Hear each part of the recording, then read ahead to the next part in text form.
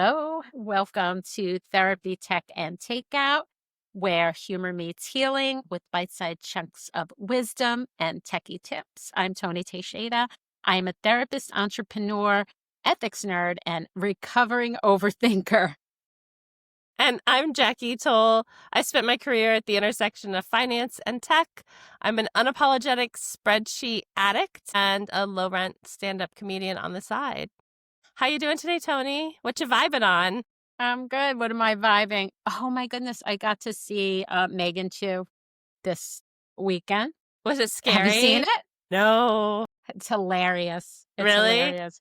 More than scary. Yeah, it's like campy and fun. And is it scary? It's not the way the first one was scary. It was just a lot of fun. It was hilarious, actually. I feel like it was more fun. It was funny more than scary. So it was a good old time. We had fantastic. fun watching that. Yeah. How about you? What are you vibing this week? What am I vibing this week? Oh, you know what? I watched a documentary over the weekend about Lilith Fair, and I went with my friend, back in the 90s, and I didn't really have like a huge understanding of like the importance or the back. I thought it was like fun and great, and I loved it, but like it was interesting to see the more of the backstory and really like what it stood for, and it was just really cool. So I thought that was a fun, awesome documentary. And I also got to go see Steve Martin and Martin Short live. So that was pretty fun. Wow. You should Yeah. have gone with that one. Right? I know. I love Lilith Fair. That's really, I love Murders in the Building. Only I Murders know. in the Building. Like, oh my gosh, that's like my favorite. My daughter, we had to ask her, we binged a lot of it. My husband and I binged it, and then we watched it with her because we introduced her to it. And then the new season dropped, and we're like, Sophie, do you want us to wait for you, or can we watch? She's like, no, you definitely have to wait for us. So now we have to wait to watch. That's Watch it till she's home. I know it is. She'll be home Thanksgiving, so hopefully we'll be able to watch it then. But I love Steve Martin Short, and Selena. I know. They're so cute, all of them together. It's so sweet. So cute together. Yeah. It was fun going back and then rewatching it, though, too. Yeah. Because I had just like a different feel. Like, I didn't love them yet, but then after watching it, you love them and you go back and you love them even more. So I love the characters. It's just great. Yeah. So what are we chatting about today? So I love our article for this week. It's funny because when I sent it to you, I didn't realize it was a podcast. So I read like the transcript. So I was thinking in my mind. So I love the media that we have for this week. It's a Scientific American article featuring Adam Aleksic. He's the etymology nerd, and he talks about how internet culture is transforming language and how digital spaces are actually sort of like feeding a loop that is speeding up how slang spreads, and how words actually shift in meaning over time, and how also language is a way of expressing our identity and aligning, finding connection, and not just like sort of like grammatical rules. And so we're going to dive into all of that stuff, how technology is reshaping communication, if it's bringing us closer together, how we connect. But before we do, I'm so interested to know, Toni, do you have an interesting, a favorite or least favorite piece of internet slang? Good question. I was in Target the other day, and there was the clearance rack, and I was laughing my butt off because they had the Skibbity toilet toy, and I did a double take, that it was there. I don't know if I love it. Right. It's a term I think I love to hate, because the first time I heard it, I was like, and they actually talk about it in this article. I'm like, what the hell is that? What is that?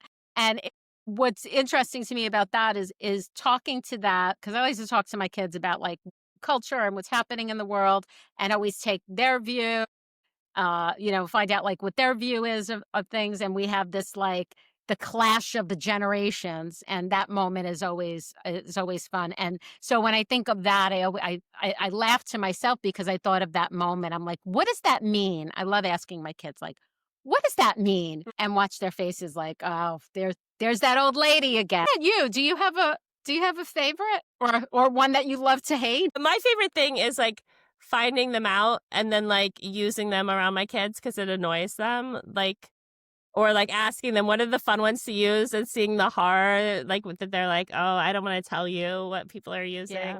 Yeah. But The horror in their faces when you use it, even appropriately, and they're like, oh, I can't believe my mom's using that. Yeah. Yeah. Yeah. I got that. Totally get that. I got that a few times, especially with my oldest daughter. Like the boo-boos they bring up in the article, you know, how it's like that time was here and then left faster than we can Yeah. realize. But I definitely think that it's interesting to think of how not only are we, you know, shaped by it, but we're forming it as well. As we've talked about in our algorithms, you know, like we're getting these curated slices and what I see you may not see. I think it's hard if I thought like if I had young kids now, when they talked about some of the words, you know, like bop and stuff, you know, like you wouldn't necessarily think that that's even something you need to worry about. Like, what does that mean, right? Like, it feels like it already has a meaning to it. Well, it's like it feels a little counterculture-ish in that it's a word that has meaning that people can use that have an alternate meaning that other people don't know about. Yeah. So it makes it kind of cool, and it's also not new. I mean, this is not new that a group of young people would have their own language that creates community.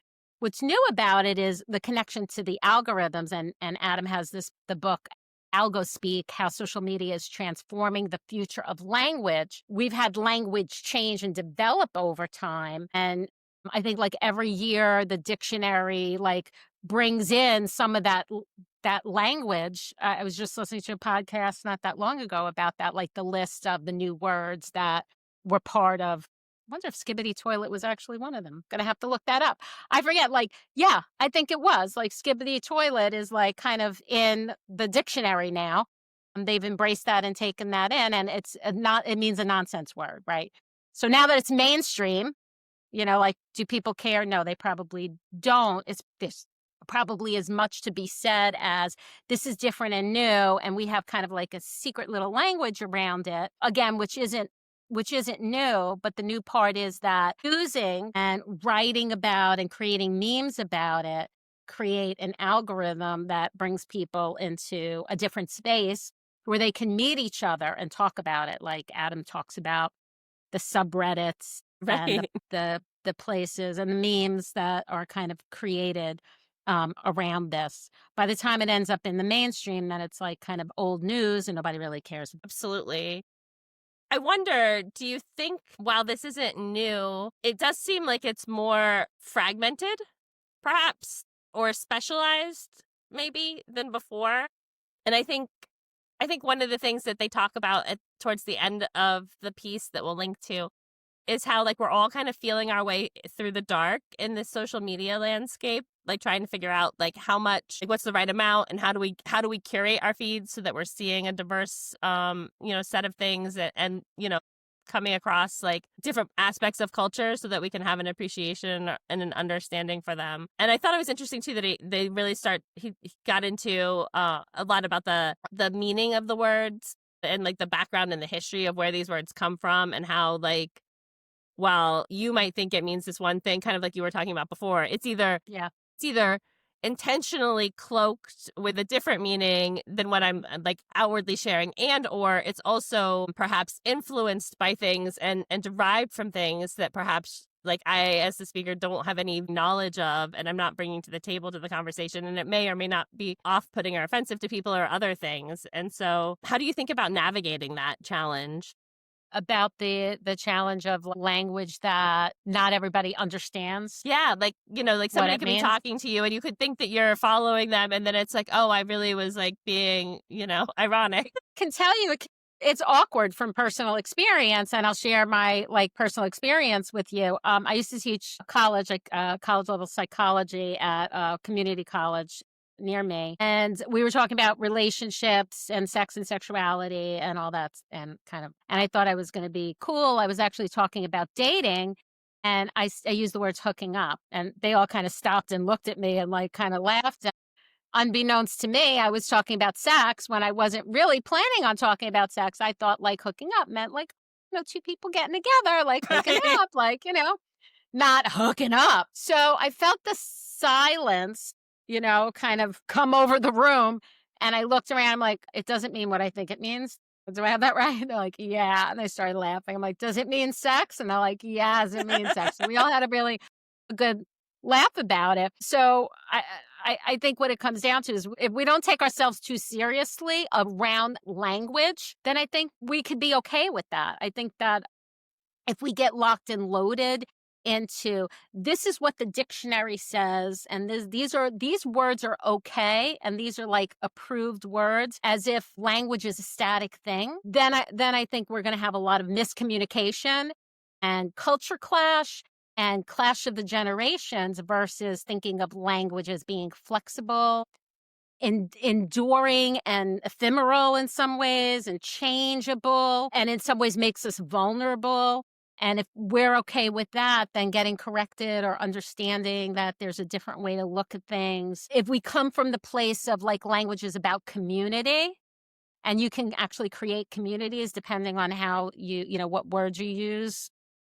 I love And that he said inclusive. that community and communication come from the same root, right? They do. Yeah. And that it can be inclusive. I mean, the problem, though, could be that language can be used against people and then it's othering. And that's not good. That's just creating more, disconnection. So I think we have to almost have a sense of humor about language and that it's okay to play with language and not have to worry about, getting or that there like exists, like a there are handbooks about like, hey, grammar, and this is the way it's supposed to be. But hasn't that changed over time? Haven't these things kind of changed? For sure. That's kind of my take on like navigating that space. If we think about it as community, we have a little bit of a sense of humor. We look at, the fact that dictionaries, Webster Dictionary can make decisions about what words do we want to include. Remember back in the day, I'd look up words on like the Urban Dictionary. That was the thing, right? UrbanDictionary.com or something like that. I don't know if it probably still exists because I'd hear words. I'd be like curious. Ooh, what's that about? This is the first time I'm hearing it. Let me look that up and see what that means. Yeah, I think if we're playful about it, we don't have to worry so much about navigating it. I think that that's such an awesome approach. And I'm interested to know how you think about words that you don't want to say. Example. What words don't you want to say, Jackie? Well, words that like you make a personal conscious decision that like this isn't a word that I feel like is appropriate for me to use in conversation, right? Like I think there's a lot of argument about like being able to say a word or not being able to say a word or this or that. But at the end of the day, who owns the word? Like who owns the word? Yeah. But I think at the end of the day, it is like an individual decision that we all make about what words we say. There's nobody physically stopping us from saying any words, right? Yeah. But I mean, you break up a really great topic about like who co-opts that word and who embraces that word. I think of like I worked in the field of sexual assault for many years. So the word slut has the connotation of being negative. And then there are groups of women that have taken that back. And we used to do slut walks. They would call it slut walk get women together and like say, we're taking back that word and we're going to find a positive spin on it and own it. And this is what it means to us. So that's kind of what you're meaning? Yeah. About, yeah. Like, words I think that people won't say. Yeah. Yeah. I think it's interesting how people approach the sort of like the ethics of, the words they choose to use or not, or what hills they want to die on around language. I always go back to like Dolly Parton, who's like the lovely Dolly, who's like, I when she finds something that she says that has offended somebody or named something, she's like, I just change it. Like, why would I want to like have something out there that's like offensive to people that hurt, is like a hurtful, like sort of thing. Yeah. So that's how I think about it. We can apologize. Yeah. We have the ability. We're human and we make mistakes. I apologize a lot. Yeah, me too. Probably not as often as my husband would. Probably wants me to apologize a little bit more. Hi, honey. I'm sure you're watching. Especially with my clients, because I'm like really careful around my language. And I appreciate when somebody calls me out on that or when I didn't know that what I said, the intention was that. I don't have to, and I don't explain, "Oh, I didn't know." I just say I'm sorry Yeah. because what that meant for you, that's really the reparative work is more important. Yeah. I think that makes so much So, in sense. some ways, that brings up the thought in my mind of like, well, then in the navigation of language, all the list of things that I gave you before, we can also be brave and be willing to be wrong at the same time when it comes to using language and just when we get it wrong, say, yeah, I got it wrong. Yeah. Yeah, I like that. And I'm sorry. Yeah. I think What that's did you what did you think about the conversation about brain rot in this article? Because I thought that was I thought it was interesting. I think it reminded me kind of a conversation we had back a while ago around AI slop kind of, but like it's like the production of content, making it more meaningless, making all content more meaningless on some level. Mhm. I think like a lot of things in the article there's a lot of like like a lot of multifaceted positions, or like things Yeah. that are in conflict and finding a balance between, Mhm. right? And I Yeah. I think I think that brain rot's kind of part of that too. It's like on Yeah. some level we Well, need some of it, right? Like we need, be it doom scrolling or like sitting in front of the TV and watching something that like just takes your mind away, or meditating, probably the healthier choice. But like we need some of these things to just like clear out our brains from time to time, right? We well, can't always be on. yeah, well, but I really thought they brought up a good point that got me thinking, when they were talking about art, high art versus low art, which Yeah. is judgmental, right? There's a judgment there. So what? High art is people who were, trained as artists, and what's low art, just like kind of anybody who does it. There's feels like there's a judgment there, which feels icky because art shouldn't be judged. Art Right. is art is art. It is, how you appreciate it, and almost anything can be appreciated. I have like stuff on my desk that my kids made me. I have this thing that like I adore this. This was actually part of a set that was like a tic-tac-toe set that Oh. everything else broke except this. And it has a lot of meaning for me. It was made by a child, by one of my children. So like somebody who's creating a meme is, and that's stuff that goes viral. Like, if you think about it, it's like kind of art. It's kind of like, opening up the doors of a museum and saying, like, come in and look at this art, and it gets passed around and around. I, I, yeah, I kind of like flipped a lot of my thinking as I was reading this article when they brought up, pop culture and, pop art like Andy Warhol and some of the things that people dismissed as being art. Beauty is everywhere. Beauty is around us, even in the things that people might not objectively think are beautiful. So, yeah, I think that the stuff that, like the memes and stuff, like scrolling may give you brain rot if you're not interacting with it, but maybe some of the stuff that we're viewing, there are other ways to look at it and other ways to appreciate it, which might be the antidote to brain rot. If we looked at that stuff in an artful and thoughtful way, then we're interacting rather than just doom scrolling with the stuff. Yeah, I think Just that's kind of my thoughts. I like that. And I think that the part of it being that interactive piece, right? Like bringing the humanity to the process. And I think that's what sets, us apart from the technology, right? That doesn't have all of the ability to read all of the other cues that go Mm, into communication, right? Like it's just mhm. picking up the text and converting that to numbers, you know what I mean? And then regenerating back what it thinks you want. Yeah. Yeah. And like, and so I think that that's gives us the ability to like continue to kind of have that like connection and interaction And with each other and with the tech, right? Like it's kind of all together at this point. yeah. Yeah, for sure. The other thing that really struck me as being so different than how language has changed over time, like this connection to algorithms and technology, was that words are changing so that people can use them to circumvent censorship, right? Right? Like that is totally cool. I think that people have done that before, but the fact that we can do that in the space of social media and, like, get more messages out there to millions of more people rather than, like, maybe writing a flyer that you hand out to people on campus and you only have that small community.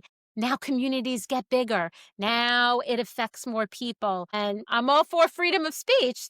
I love that idea, and it really got me to thinking about how language defines a generation, and that this generation is not only gonna be defined by, whatever words they come up with, but the creation of a community on based on algorithms, based on what they're gonna see, what they're Right. gonna see more of. They're really gonna be shaped by, so many more people, so many more thoughts and ideas.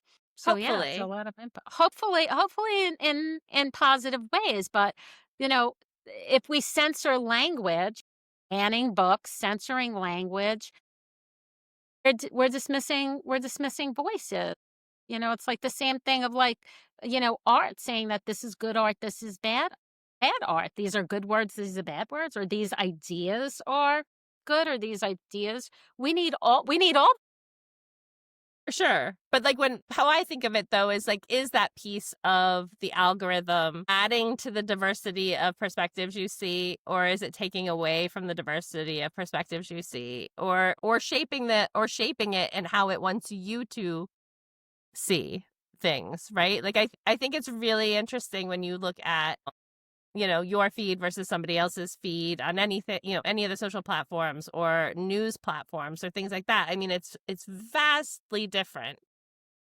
Well, the first thing that brings up when you say that is that we already have the generational divide based on the algorithms, not only your uniqueness, but, like, my kids' feeds look different than my feed because we're different generations and we're going to get fed different things. So, like, there's terms that come up that I'm not even aware of. I read this article. I'm like, what the hell is that? I didn't know. I found out what a labubu is, like, when it was already over. Everybody was over labubus. So you're right about that. And I think that that is a way that the algorithms could divide us Yeah, because, I think yeah, that's why it's like so important to, you know, engage with like actual humans, making sure yeah. that, we're connecting with people and they're not, only bots or only AI generated content. And then also making sure that we're like like intentionally exposing ourselves to things that are outside of like our feeds. And I think it's important to talk to our kids about why that's important too. I know we had media literacy sort of education when I was in school. I don't know that there's like I don't know how much of that our kids get from like the schools today versus having those conversations, but I think they're super important to have with them as well. Yeah, for sure. Yeah, and as we're winding down this conversation, I think, like, you did a really good job summarizing what does this information mean? What is the connection between the algorithms and language and how that gets shaped?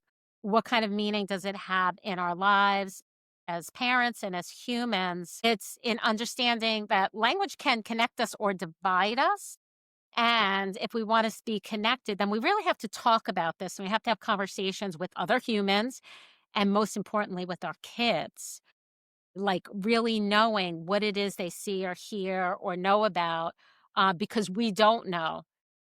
It's BS if, I always think any parent says, I know what my kids are looking at. I know.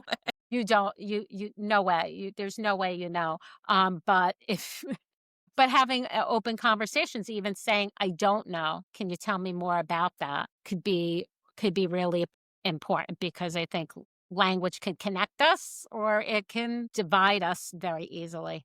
So, any last words? Do you have any last Any thoughts last on that? language to share? No, I this was really fun. I find I find this so interesting because I felt like language and grammar and all that stuff was so unapproachable for me when I was a kid.